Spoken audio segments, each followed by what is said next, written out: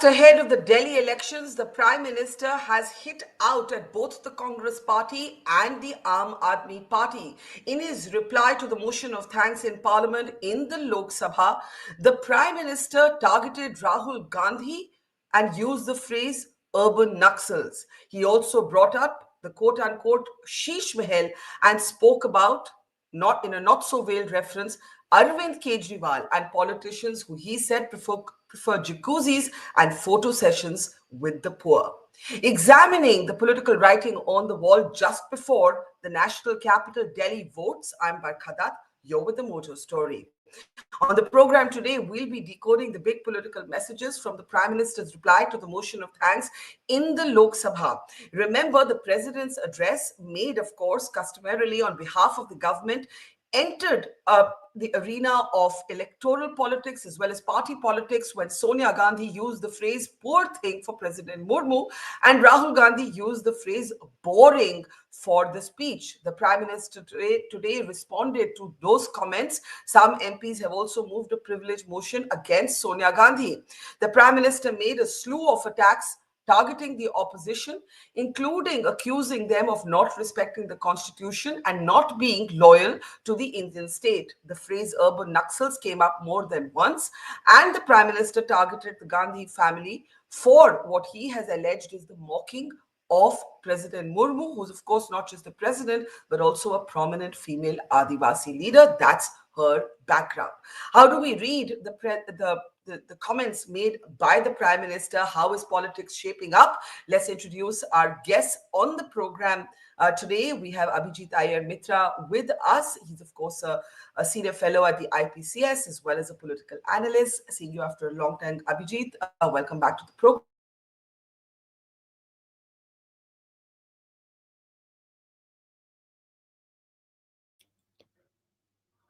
Okay, Sanjay Jha is having certain caveats. Oh, I'm back. Am I back? Are you able to see me? Yes, we can hear you. Yeah. Shall I? Okay, let me introduce Sanjay Jha. Sanjay Jha is a senior political analyst associated with the Congress. Thanks for being with us, Sanjay. Okay, Barkha's back. Thanks for stepping in. Briefly lost the network there because I'm traveling. I was introducing Sanjay Jha as an inveterate supporter of the Congress, and I think Abjijit welcomed him on my behalf when we lost the network briefly. Well, good to see you, Sanjay.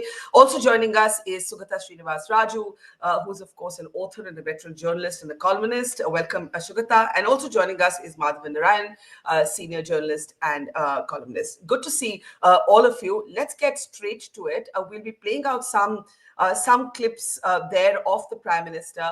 And let me, in fact, bring up the first one, where the Prime Minister accuses the opposition of being fond of photo ops photo ops with the poor and jacuzzis, a reference and an attack both on Arvind Kejriwal and Rahul Gandhi, setting the stage for a slew of barbed remarks aimed at the opposition. Listen in.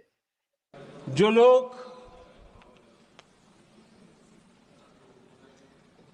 गरीबों की झोपड़ियों में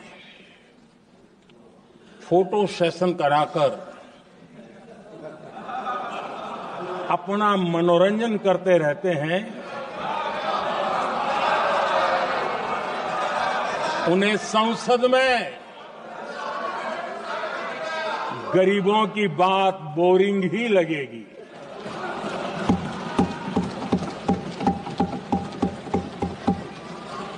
आदरणीय सभापति जी, मैं उनका गुस्सा समझ सकता हूं। So in those remarks there, the Prime Minister was both accusing the opposition of being shallow, of using poverty as a photo opportunity, but also, of course, attacking them for the comments that were made about the President's speech being boring. That was a comment made by Rahul Gandhi. Sanjay Jha, looking back at those comments, do you think Rahul Gandhi and Sonia Gandhi provided political ammunition to the BJP just by speaking off the cuff? See, the President does speak on behalf of the government. The opposition is absolutely entitled to criticize that speech by using it as a speech made on behalf of the government. Therefore, the Gandhi's criticism should have been targeted at the government, not at the president. So when you call the president poor thing, when you say, oh, it was boring, you're slighting the president. In retro, and that's what the Prime Minister was really saying there.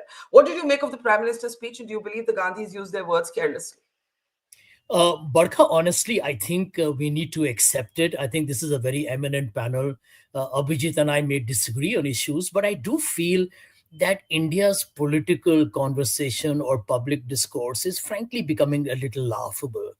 I was there actually when suddenly I found an implosion of trending on social media when Mrs. Sonia Gandhi, whom I have met on many an occasion, mentioned, I think with a lot of empathy, that, probably the president was exhausted. And I think she expressed in her own way that, she was probably a little maybe under the weather or exhausted. For Hmm. these comments to become a national headline, it tells you two things. One is the bankruptcy, principally in the mainstream media, and to a great extent, the way the BJP uses everything to trigger, as if the attack is on a very distinguished lady holding the senior most constitutional position. I think the whole atmosphere of toxicity that now exists between the ruling party and the principal opposition definitely is reaching a very abysmal and, in my opinion, a very embarrassing level. Because the way I look at it, Barkha, all of us on this program are political junkies and activists or who have a stake of a very different kind. But the large part of India is young, is playing around, is building a career, making their own life story.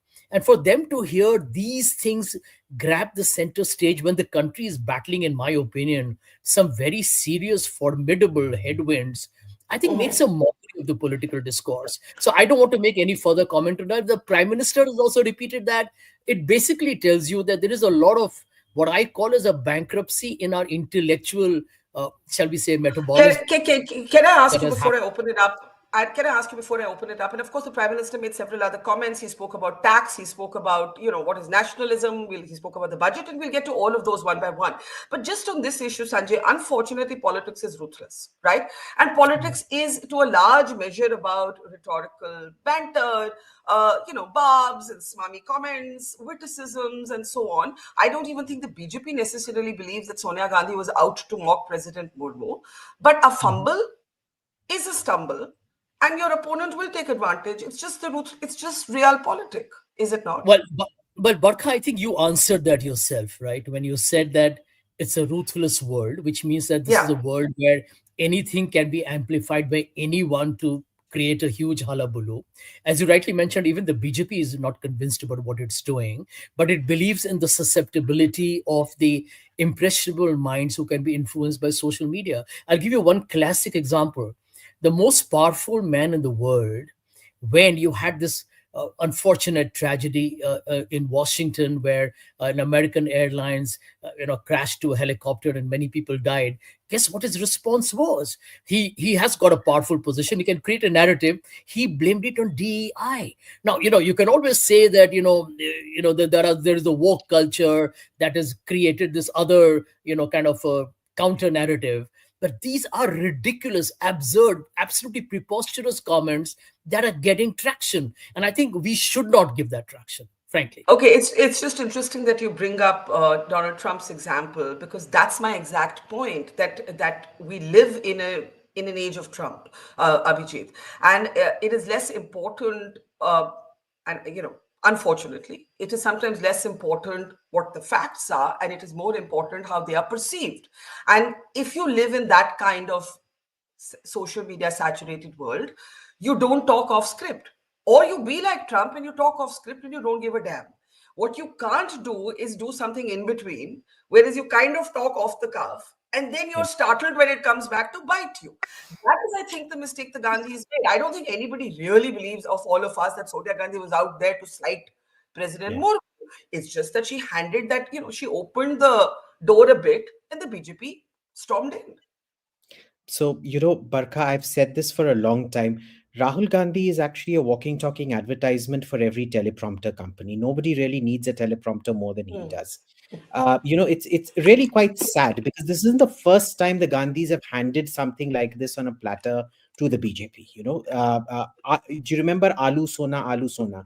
That was Mhm. actually a snide on Modi, but the BJP very smartly turned it around and made Rahul Gandhi look like the uh, you know, uh, uh, villain of the piece, or the comedian of the piece, as the case may be. Look, in an era of social media exemplifies a lot. In the early 2000s, when we were looking at the dark web, because there wasn't social media, we used to see this with the deep net, especially with Al Qaeda radicalization. People on the deep web used to find other people in a different village who were freaks like them. And they used to congregate online, which then became real congregations who would join Al Qaeda. ISIS Hmm. took it to the next level. But this is one of the effects of social media, that it is always the extremes that end up becoming the bastions. Mm-hmm. And you will find people always rally around the left or the right bastions. You will see this in every place where social media is used for politics. The most evident area is in, say, Spain and Brazil. Spanish politicians don't use social media that much. On the other hand, in Brazil, which is Portuguese speaking, I might add, they do. Hmm. And in Portugal, the atmosphere is much, much more vitiated. You've seen everywhere, Germany, UK, America, everywhere where social media is there, this sort of polarization becomes much, much, much greater. I don't necessarily see it as a negative, by the way, because I think people are finally saying the things that they want to. The Overton window shifts more to the left, more to the right. I think the conversations are much more honest out here, rather than any sort of feigned As long as civility, they're accurate, though, as long as they're accurate, they have as to be long as they're accurate. accurate. As long as And they're accurate, right? and just to finish up, I don't think Trump was wrong when he blamed DEI. There are 1,000 vacancies that we know of within the FAA which have come to light, which had been rejected simply because the applicant was white and didn't tick a particular diversity quota. So it may not be particularly accurate in terms of the DC crash, because we don't know who the ATC controller there was.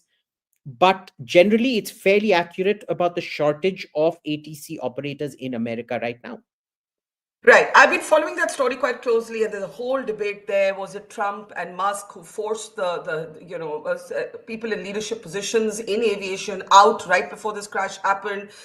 Should highly skilled professions actually have representation based on DEI? Because remember, these are professions about life and death. But before we lose ourselves to the world of Trump, just to backpedal and bring it back to our backyard. Sugata, what did you think of the Prime Minister's speech? Now, there's an election. Please, let's remember this budget session is taking place on the eve of an election that is quite intriguing because polls seem to suggest that Arvind Kejriwal is the favorite.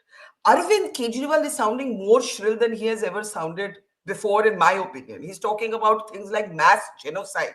Like, if we're going to draw analogies with Trump, he's actually used the phrase mass genocide to talk about what he alleges is poisoned water. And the BJP, if we can come out of these pictures, please, if the BJP, which didn't really field a chief ministerial face, is hoping that the budget bump it will give it a boost in terms of the whole 12% tax exemption. How do you read the political leaves? Barkha, I mean, I thought Modi was focusing less on Kejriwal and Delhi elections and using the budget to sort of do the talking for him. That is one thing. And the Yeah. second thing, he was trying to do was there was an exclusive focus on the Gandhi Parivar, on the dynasty. And I mean, the whole thing was a response to Rahul Gandhi's speech in many ways. If you, I Yeah. just went on making a list of things that he was saying, and every single thing, there are at least 8 or 10 points that I noted down, and everything was a kind of response to Rahul Gandhi. That is, it could be democracy, it could be constitution, it could be the absence of development under Rajiv Gandhi, how the Parivar, in fact, Modi tried to do even a mock poll there, I mean, asking how many people from the SC/ST community had three members of their families at the same time in the parliament, things like that. So I think he was very focused on Rahul Gandhi. Rahul Gandhi, I mean, in his speech, I thought he began well yesterday, but suddenly, as I mean, he lost his way. And no, Hmm. 6 months. I mean, there's a classic Rahul Gandhi there. 6 months back, he was campaigning hard on saving democracy, constitution, and all of those issues. But yesterday, when he spoke, I was a little dumbfounded that he was talking so much about China, where democracy does not exist and where there is no liberal constitution. So, I Mm-hmm. mean, he was, I mean, Modi was saying India is great. Trump is saying we'll make America great again. And here's Yeah. Rahul Gandhi speaking that China is great. Things like that, they have a certain way of getting around, and which means, the simple point is, Barka, that the Gandhi family, especially Rahul Gandhi, forget Sonia Gandhi. She did not mean what she meant the other day. I think she just slipped Yeah. up. But they have not taken the Modi era seriously. They don't have a political idiom yet. They have not Okay. realized that they need to counter Modi or build a certain kind of idiom which will counter them. And which they don't seem to have. They're frivolous. They take it Mm-hmm. very casually. In fact, when Modi was speaking today, at some point the camera was panned. I think it was deliberately done on the opposition benches, and Rahul Gandhi was not there. That's immediately after Modi had asked that question. Whether any member of the SC/ST community, family of the SC/ST community, had three members at the same time. Then he had Mm-hmm. spoken about the Prime Minister's museum. At that point, Rahul Gandhi, I don't think, was in the house. There was a camera. He came back later, I think. But Yeah. I'm not sure the- because in some yeah, sections I did see him sitting there. I don't know if no, at he that was precise there, moment. but I think he Yeah. had briefly gone out, and I think came back. So Okay. something was amiss Before, there. before you've made a lot of important points. You've said, why did Rahul Gandhi spend so much time on China? Rahul Gandhi seems to have lost the momentum. He seemed to have regained after the Lok Sabha elections. China was a poor example if you're going to make an argument about democracy. And before Madhavan comes in, I'll just play out just a 10-seconder of Rahul Gandhi. He also mocked the Prime Minister for not being invited to the Trump inauguration. And you're absolutely right that Modi was very marginal in a way about Kejriwal. A lot of his speech was about the Congress, about the Gandhis. Yeah, you want to add a line there, Sugata? Just a line there, because you mentioned Trump, and Abhijit also Yeah, spoke so much about international, yeah, politics. See, I wish Rahul Gandhi had focused on the new tariff regime that Trump is trying to impose. There is an immigration crisis. A lot of Indians have been shifted back.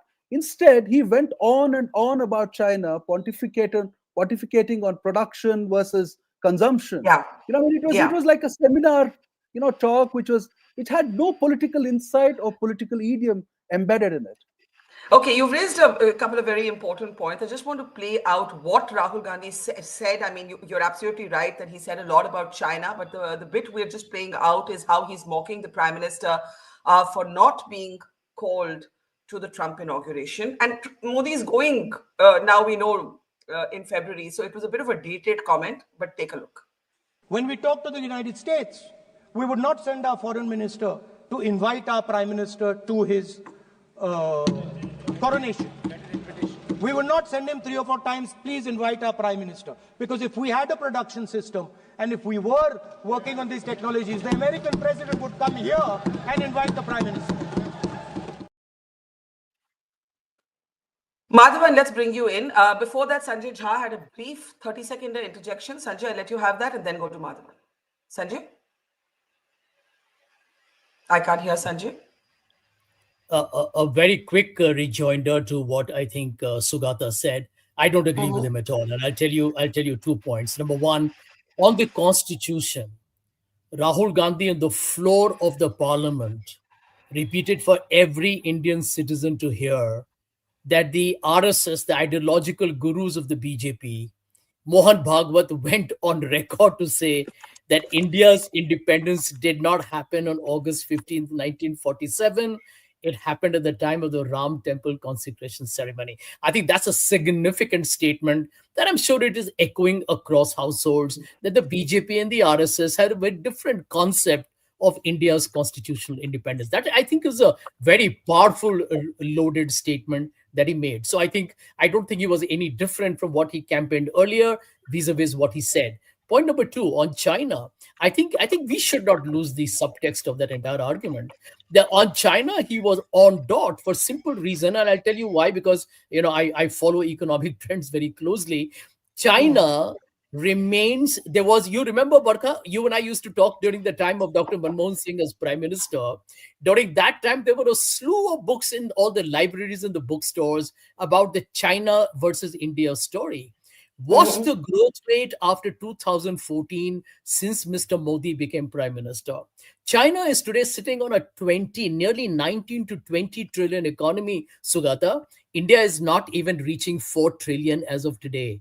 Let's not even get into the growth rate. No, no, Even no, if no. China's growth rate today is 4.5%, it is adding almost close to $1 trillion in GDP, which is close to 25% of our GDP. Okay, So what I okay. was trying to say, my last line, Rahul Gandhi was basically making a very true, emphatic point that it may be an authoritarian regime. It is an absolutely wrong and disingenuous statement to make that Rahul Gandhi was talking about democracy in China. What he was saying was No, no, that no, no. India today runs a trade deficit with No, China. no. India, just a minute, let me All finish. I interrupt okay. you. That No, no. India today actually has lost that momentum, the animal spirits that Dr. Singh had unleashed when he was Prime Minister. Okay. I think, let me come in here. I have to go to Madhavan. I think the point Sugata was making is that when you look for a country to draw an analogy with, and you have been such a strong proponent of the democracy argument, China may not be your best story to spend so much time on, but we'll come back to it. Sanjay, Madhavan's waiting. Let's be fair. Okay, you have a sentence. Can we unmute Sanjay? Sanjay needs to be unmuted. Yeah. I'm really sorry. Maybe you've muted yourself Yeah. at your end. No, Yeah. I haven't. Barkha, please understand that when there are comparisons of economies which are considered to be large economies. So when you talk of India, the comparison will always have to be with China, Brazil, South Africa, etc. It can't be done with a small country, which is why whenever you talk of India's GDP growth rate, it will have to be with countries which are seem to be very similar in terms of their economic might or heft. Okay. Can I now please go to Madhavan, and then Abhijit and Sugata can come with your interjections. Go ahead, Madhavan. I quite liked all the three speakers preceding me. Actually, all of them had very valid points, I must say. But the essence of why this thing is getting mixed up is because of what I call a complete lack of political savvy on the part of Rahul Gandhi and Sonia Gandhi. Let's come to that point.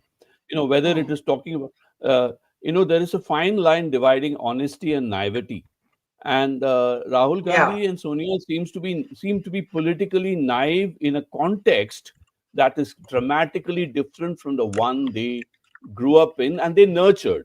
Please, Right. let's go back to Nehru to really get the context. Nehru brought in parliamentary democracy into India, the British style Westminster democracy.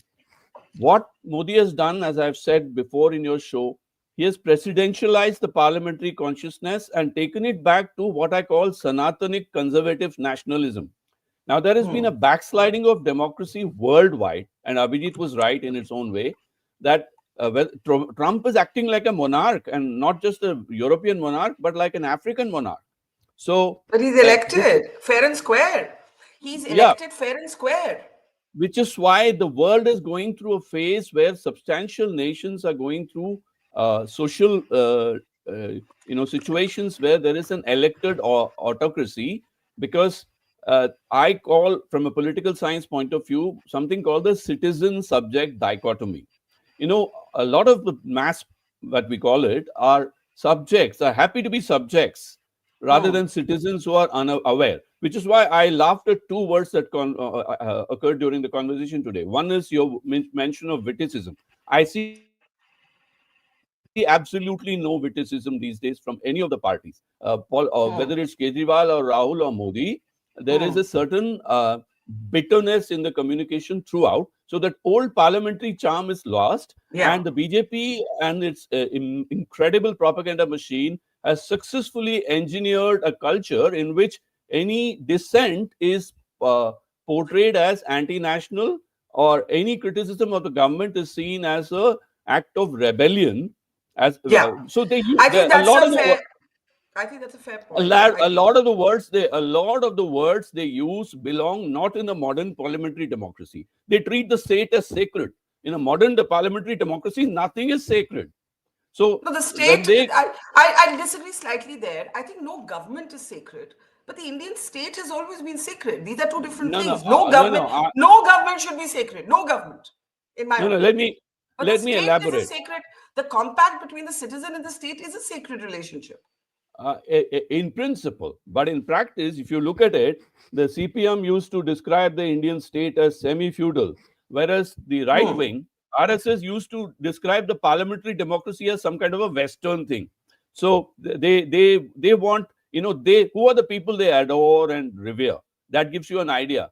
Mahatma Gandhi and Nehru are adored by the Congress, whereas Savarkar, Shivaji, look at the amount of bandwidth. You're talking about Rahul Gandhi devoting time to China. Let me say the BJP devotes a lot of time to ancient kings. And so the whole idea that the era of kings are gone is not part of the BJP vocabulary.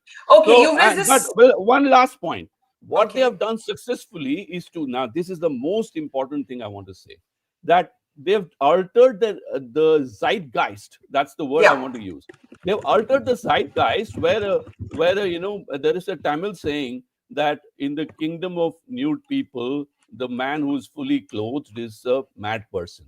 Today, if you're talking in a monarchical context worldwide, where there are extremes of right-wing resurgence, you bring in this nuances of parliamentary democracy, backstage humor, poor things, and Yeah. it all gets lost. Can I You come have in? to let me add my own humor. Politics in the modern context is about faking honesty. It's not about being honest.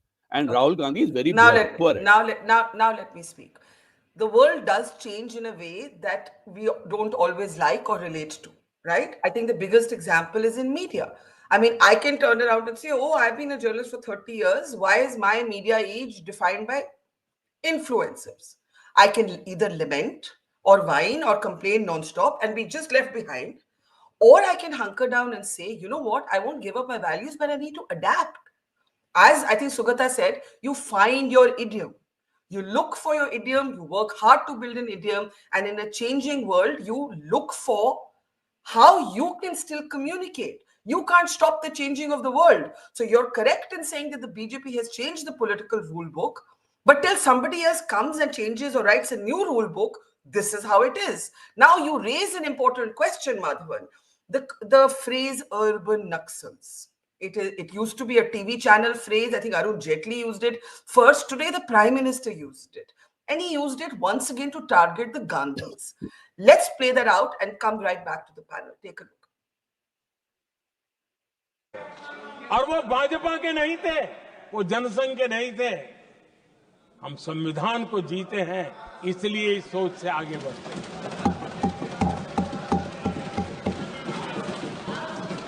आदरणीय अध्यक्ष जी, ये देश का दुर्भाग्य है कि आजकल कुछ लोग अर्बन नक्सल की भाषा खुलेआम बोल रहे हैं.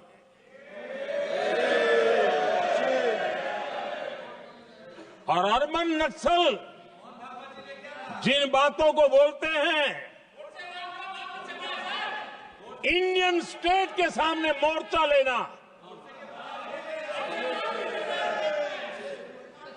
ये अर्बन नक्सल की भाषा बोलने वाले इंडियन स्टेट के खिलाफ लड़ाई की घोषणा करने वाले न संविधान को समझ सकते हैं, न देश की एकता को समझ सकते हैं. Now, this is what Madhavan was talking about, Abjijit, that how the BJP has presidentialized parliamentary proceedings. I agree with him on that. And how today, this idea of being anti the Indian state and therefore anti-national is an idea that the BJP has politically weaponized with, I think, a degree of success. But if you again bring it down to basics, what does this phrase mean, urban Naxal? And obviously, he's targeting Rahul Gandhi. What's going on here, according to you? So first, this is cause and effect. Remember when the BJP was in opposition before 2014, they used to keep getting called fascist and things like that, right?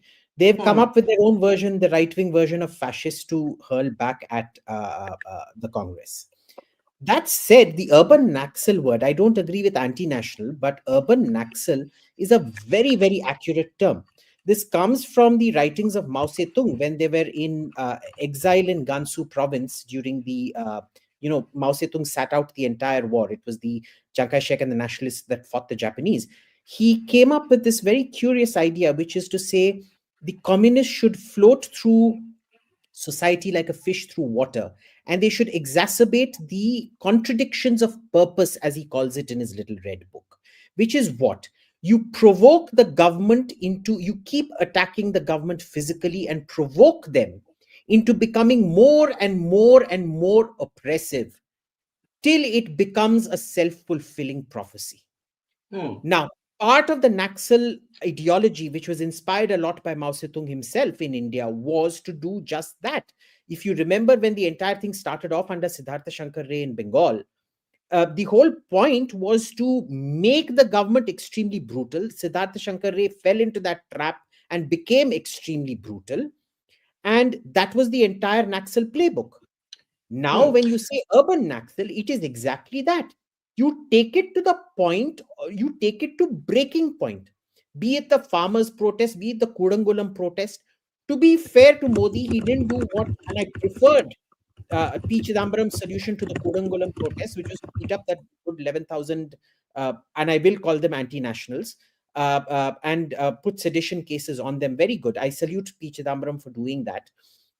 But it was very much from the Naxal playbook. It was theoretically, historically, it is an extraordinarily. But in this context, in today's context, very briefly, because I want Sanjay Jha to come in and everybody else. Context, in today's context, what does it mean? It is exactly that. It is anti-development. It is meant to aggravate social tensions to the point where to breaking point, where the state actually cracks down and starts taking repressive measures. The whole point is to induce the state to, cross that threshold where the people then turn against it. But it is goaded into doing that. Okay, Sanjay Jha, we've moved well beyond now the initial debate around President Murmu. And I think Sugata made a perceptive comment that Prime Minister Modi was focused on the Congress party.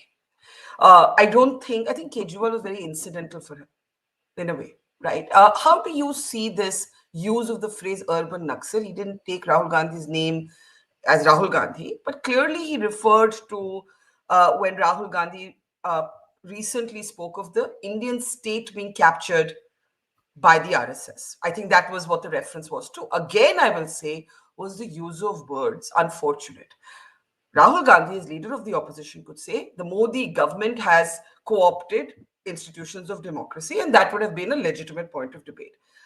The Indian state is bigger than the BJP and the Congress. The Indian state, this is not Rahul's India or Modi's India. It is my India as much as it is your India, as much as it is their India.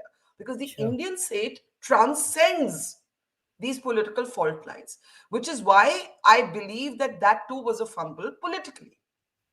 I don't know what you think. Because then it opens up, the opportunity for the Prime Minister to say, "Arey, aap to state ko bhi respect nahi karte."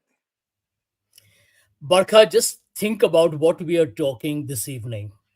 The Prime Minister of this country, the Prime Minister, the highest position in the land, in Parliament, the sacrosanct chamber of the people's collective will, calls the opposition. Did we lose Sanjay there?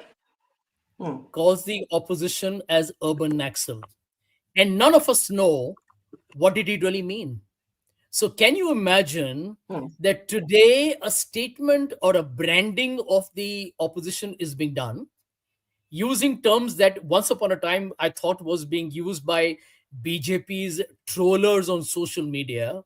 And clearly Mr. Modi has given that a complete sanctity. So I asked myself this question. What I used to see from absolutely anonymous egghead trolls of the BJP, or the fanatical extremists who come and abuse you and all of us, if their language or their vocabulary is now being actually repeated and magnified by the Prime Minister, with nobody in the country knowing exactly what it means, other than the fact that it is a very, what I would call is insinuating and calling everybody an anti-national. Because the Naxals are seen as those who are threatening the state. And in the urban context, it takes me back to what Modi said about the Khan Market gang, right? The Khan Market gang was supposed to be more intellectually happening, people who were probably reading the New York Times and probably watched more of NDTV than the other channels during those good old days, Barkha Dutt, and probably had confabulations that had, quotes from very liberal leaning authors. Now, Mr. Modi, as somebody who I think is, let's be honest, in his DNA, he's a hardcore RSS man. I can tell you that it is not easy for him being prime minister. I've looked at him very closely.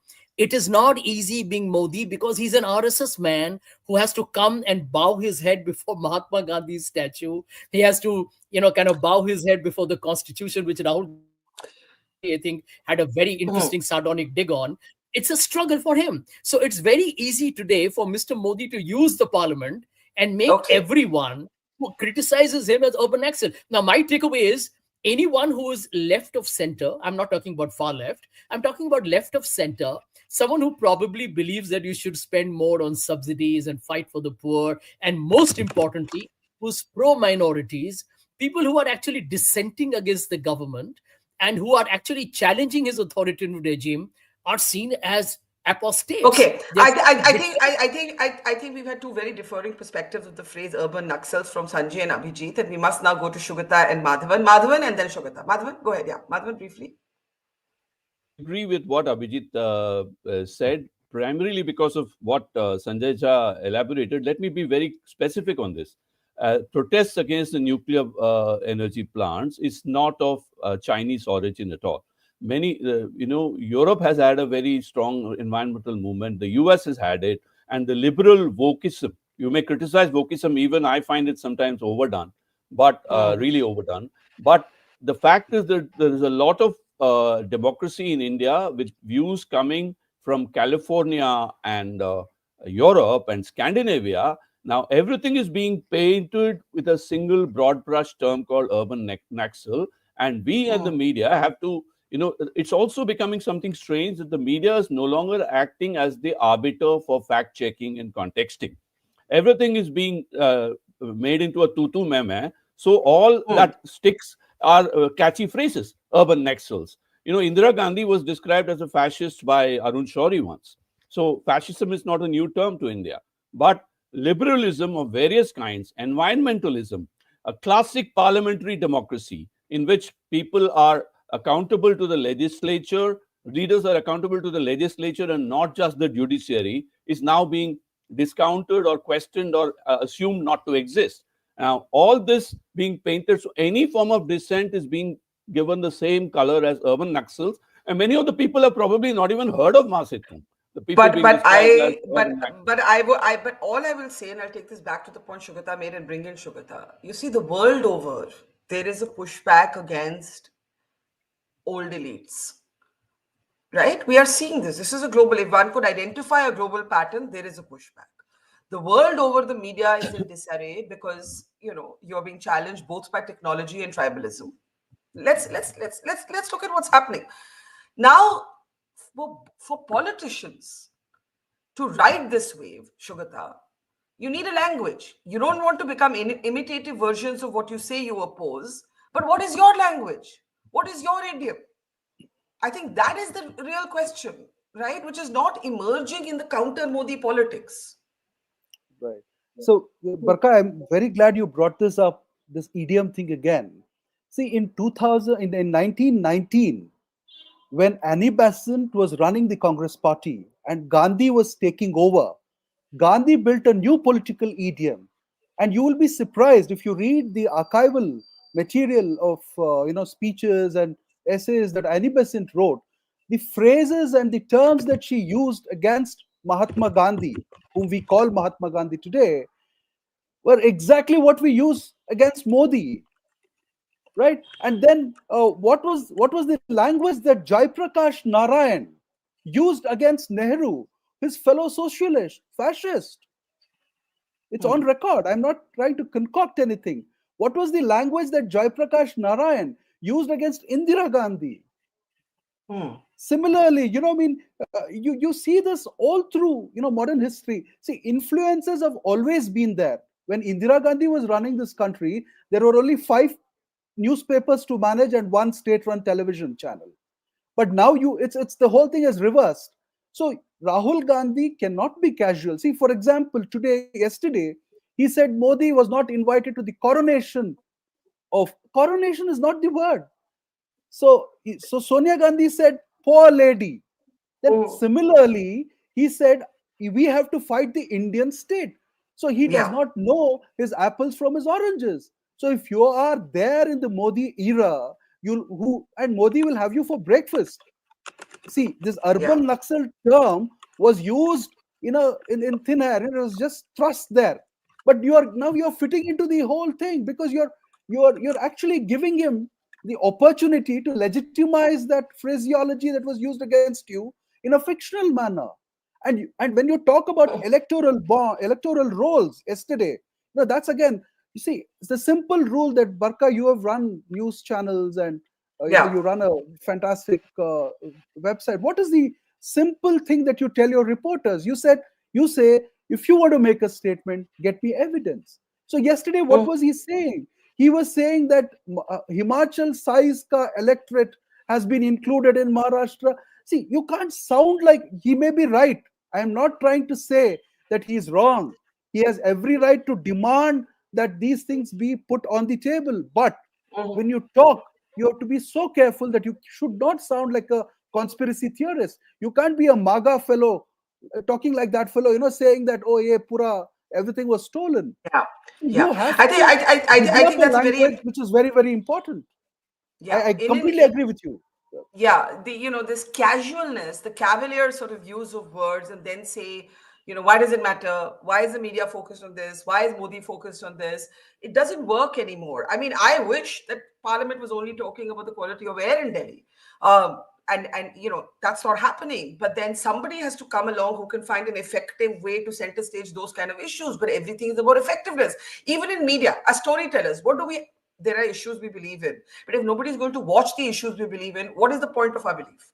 You have to have a language of dissemination.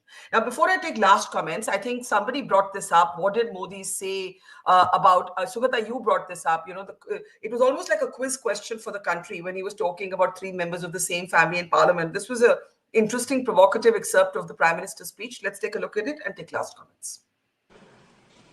क्या एक ही समय में संसद में SC वर्ग के एक ही परिवार के 3 सांसद कभी हुए हैं क्या? एससी वर्ग के एक ही परिवार के 3 सांसद कभी भी हुए क्या?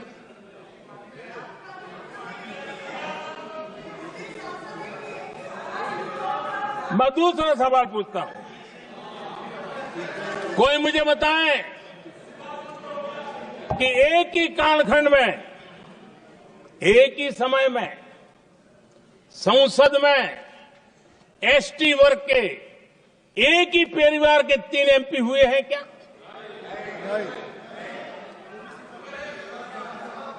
आदरणीय अध्यक्ष जी, कुछ लोगों की वाणी और व्यवहार में कितना फर्क होता है, मेरे एक सवाल के जवाब में मिला।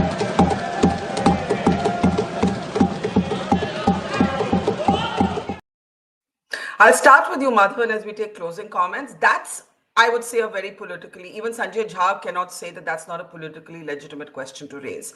Basically, he's talking about the fact that there are 3 members of the Gandhi family in parliament. He is putting this comment against the backdrop of his allegation that the president, an Adivasi leader, was humiliated or insulted.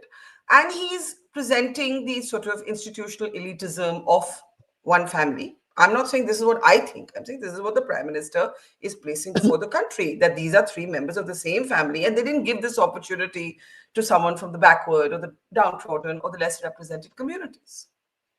I think, Barkha, it's important to remember that Modi is a master of optics, and he uses precisely the correct words that sink into the, masses in some way, because all over India, with the median age only at 28, we have something like 40 to 60 crore youngsters who feel oppressed by a certain kind of, privileged elite who are inheritors. So this appeals to that consciousness. The irony could be the fact that, somebody like Sanjay Jha can turn around and say, or there is the Adani family. Why don't you talk about family control of big businesses where the same first generation family owns God knows how many businesses with state support?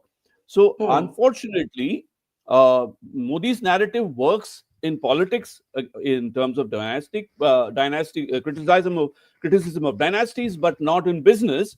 Whereas we are back to what Sugata has been saying. I am completely in agreement with him, which is that ultimately it's about capturing the spirit of the times, finding the right political idiom and understanding it and giving it as a package. You have to sound honest while actually being a fully rehearsed one. It's like rehearsed spontaneity is what they need and they don't have. And communication theory, I can go on about various kinds, from the way you wear, Raj Mahal has been said against Modi by Kejriwal, but there is no such counter from Rahul Gandhi. They used to talk about his $10,000 suits, but that is bounced off the Teflon skin. Modi has become a Teflon man like Ronald Reagan. So, what Congress really needs? Congress really needs is a communications think tank that at least coaches Rahul Gandhi and Sonia Gandhi on what India is right now. They are still living in the past. Yeah, let me get Sanjay Jha to react to that. That communication has become a performance art. I think we can either whine and whinge about it or just accept that that's the reality and say, okay, what is India's principal opposition party going to do about it, right? That's the question, Sanjay. I take your point that a lot of airtime is spent on, I think somebody in our audience also said, why aren't, the quality of air is not going to change in Delhi, right? And I feel for her as an asthmatic who's often sick in Delhi winter. But I recognize that even polls don't capture this as being the overwhelming issue in the minds of the voter. Now, if communication, political communication, media communication is a performance art, it's the art of good storytelling. There cannot be this level of casualness in the tools you use to tell your stories. Okay, Barkha, let me quickly answer you. We have not addressed the elephant in the room, which is pertinent to me answering your question. Okay. You have been a journalist during the time when Dr. Singh was the Prime Minister. You remember the 2011 Arvind Kejriwal Anna Hazare agitation? I remember 24/7 blanket assault on the government. Was anybody persecuted? Was anybody scared? No. Look at it today. I want to ask Mr. Sugata and anybody on your show, can you name to me one TV channel in India, Hindi or English or vernacular, that has the courage to call out Mr. Modi or Mr. Shah? 0 on 10. There is one. The channels don't do India it today. Acha, the channels don't do it, but enough other people do. Yeah. I'm saying the channels don't do it. The channels don't do it, but enough other people do. Yeah. But Barkha, here is the truth. For Modi and the BJP, I meet a lot of the BJP spokespersons on mainstream media channels, okay? And I literally, in my heart of hearts, let me share that with you, I laugh. You know why? Because these guys come for shows in the full comfort that the anchor is going to give them time, that the anchor is going to interrupt me when I'm going to be in the middle of a sentence, that the hashtag and narrative is going to start and conclude with what Mr. Modi says. So Narendra Modi's, it's very easy to pontificate here as to what the Congress should do. And the Congress and the Rahul Gandhi could do better. I'm not arguing about that. But let's, for God's sake, let's not be delusional and hallucinate. This is a one-sided narrative. By the way, Donald Trump in America has the CNN, has the New York Times, has the Washington Post, has the LA Times, has the BBC. They will sue the White House tomorrow if he were to make any inappropriate statement against them. Which brings me to the last point, that end of day, Barkha, they say a patriot, and I think Edward Abbey said that once, that a true patriot is one who was always ready to defend his country against his government. And in politicians, you'll always find that patriotism is the last refuge of the scoundrel. So I think we need to be very real about these realities. I do believe, and I'm very convinced that this whole Elon Musk, the control of X, the way the algorithm has changed, that today I feel it, that, a tweet of mine that would once upon a time generate a lot of traction is no longer happening for many other people. So, I think Yeah. you're seeing a different world. Is it right? I don't think so. I think just like the liberals have had a backlash, this is also an unsustainable model. Well, I have at least one person saying to you, Sanjay Jha, Mr. Jha, don't hang out with the wrong crowds. Come here and hang out with us Mojoites. We promise a completely different experience. So some of us still believe that we don't need to be either Chamchai or Morcha, which is unfortunately the kind of tribalism that is defining our It's true. media landscape today. Facts first, as much as possible. But Abhijit, do you want to respond to what Sanjay has said? This is all one-sided. In America, in Trump land, you still have, well, you have the First Amendment to begin with. India doesn't have the greatest record on free speech under any government. May I please say that? Books have been banned by all parties across India. So that's also cultural value that unfortunately we haven't been able to deepen. But given all of that, the Congress will always argue, as you just heard Sanjay as a Congress supporter, former spokesperson, that the media is co-opted. The media is co-opted. Our issues don't get space. It's not that we don't have issues. It's not that we don't have an idiom. Nobody wants to hear us. Nobody wants to platform us, rather. Look, I remember the days of Congress where, people like Shivarur, Gaurav Sawant, Kanchan Gupta were placed on that watch list of surveillance, and their phones were being tapped. They'd been put on a blacklist and things like that. Let's not forget that. Let's also not forget the fact that, this is a pure function of the market. You look at all the left-wing outlets out here. Where are their sales? The market doesn't lie. I completely agree that Modi can crush media if he wants to. The problem is you can't suppress an entire market. But this is also happening in America. You look at how disastrously CNN's revenues have fallen off. You look at how Washington Post has lost 90% of its online readership. New York Yeah. Times today is only able to sustain itself because it owns the New York Times building. And also, 70 also Wordle connections, spelling bee, and cooking. Please do not forget. Yes, and it's literally the New York Times cooking section, along with Yes. the rental property that's keeping them afloat. And the New York Times cooking section is actually quite decent, unless they do chili chicken, in which case they get it horribly wrong. But other than that, see, there is a market shift that has happened to the right. It is a very, very fundamental shift that we're seeing in media, at least in the Anglophone countries I follow, and it certainly happened in India. What, for example, go look at shows, for example, on YouTube, which is, you would argue, is a sort of left wing algorithm in that sense. It is what Twitter used to be under Jack Dorsey. And once Elon came, you saw the ridiculous amount of manipulation that Vijay Gadde and Jack Dorsey and they were doing with the algorithms and things like that. How was that not manipulated? Today, maybe Elon Musk is manipulating it, but the market, you cannot distort a market so greatly. I would argue this is all the function of the market. At most, there is some top up being done by the government, which every government in India does. There is no government in India that does not do it, but that's what it is. Take, for example, Ravish Kumar, who kicked him out of NDTV. All these people who have been kicked out of different posts, this Anjum, Sayyid Anjum, I don't know, something Anjum, some guy called Anjum, Ajit Anjum. that's the one, who keeps pontificating. His ratings dropped dramatically. This is verifiable. Now, how is that Modi's fault? Modi's fixing the ratings also now. Well, and also, I will only add one point of differentiation with you, Abhijit, before I give Sugata the closing word. The algorithm likes bias, clearly. At the left, there are enough with respect to Sanjay Jha, maybe not the networks, but there's enough anti-Modi content on digital platforms. I would argue. Just like there's a lot of pro-Modi content also. Let's not pretend that there aren't supplicants and activists. Both of them exist, and they have their own markets. I think this point about market is a very interesting one in both politics and media. Madhavan, I was going to give Sugata the closing word. You have a line? Just a line, Madhavan? Say that the market is a shifting creature that often Agreed.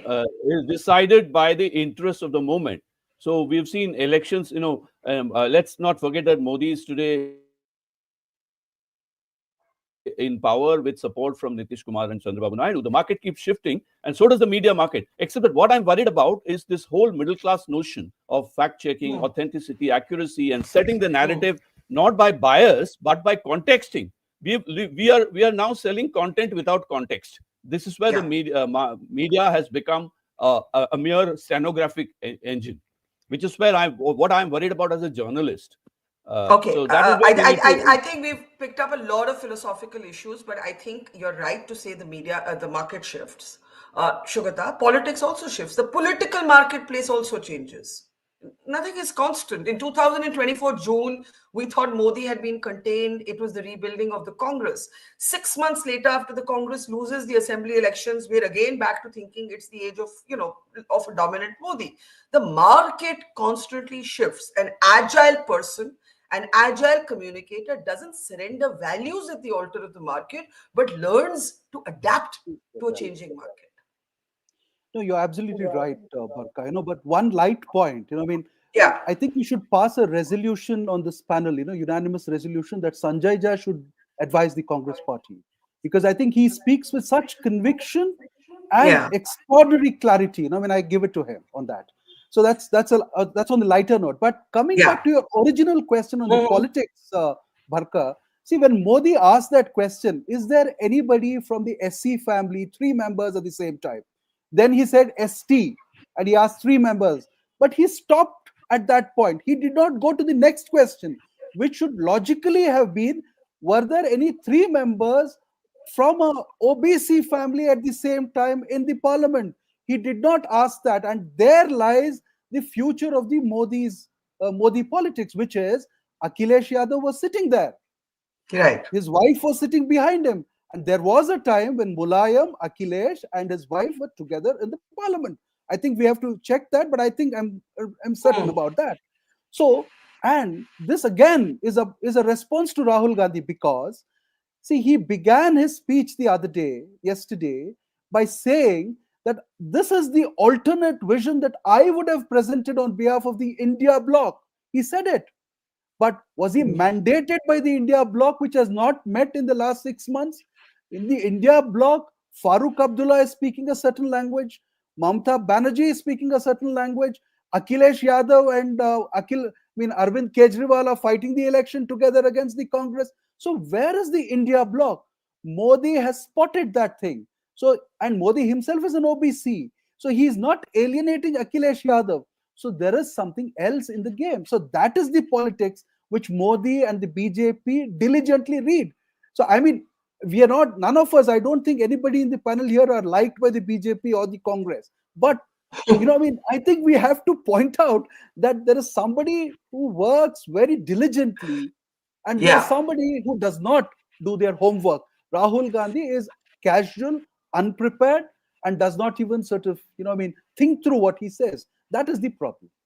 Okay, we have to end it there with just one comment on the market. The market does indeed shift, but the market in India is big enough for also, whether you're a media professional or a politician, to build a base. I think that was the attempt in the Lok Sabha elections, an attempt to contain Modi. It showed that if you work hard, politics is still the art of the possible. But as has been said here, if there's no story to tell, if you're going to be offhand, if you're going to be casual, you can't whine later that your issues have been co-opted. I know, Sanjay, we're all rooting for you at least to get your job back as formally as Congress spokesperson. We should say that you do put up a passionate support, notwithstanding, and you take it on the chin. So I think we need more of us who can have a spirited debate and take it on the chin and not take it to heart. And Parliament should also go back to being that space. And more wit and more banter and more cleverness. And Sugata, you still wanted to say something before I say goodbye? Parliament, let's also not be nostalgic about Parliament having been a great place. There are times when prime ministers were called nikammas. In the 70s, the kind of language that was used against Morarji Desai and the certain kind of act that he performed. Jagjeevan Ram, the kind of language that was being used against him. So let's not be nostalgic and try to Fair say enough. that everything was Fair great in the enough. past and now it's bad. Fair enough. There's no golden age of anything, politics or media. Life moves on. You move with it or you get left behind by the currents of change. That's what everybody has to understand. We have to leave it there. Sanjay Jha, Abjijit, Iyer, Mitra, Sugata, Srinivasraju, Madhavan, Narayanan, and to our very spirited audience that has its own running debates in the comment section. Thank you so much and see you tomorrow. It's great to see you here. Thank you for watching our work. If you haven't subscribed yet, don't forget to click the bell icon and subscribe to Mojo Story and support independent, robust journalism.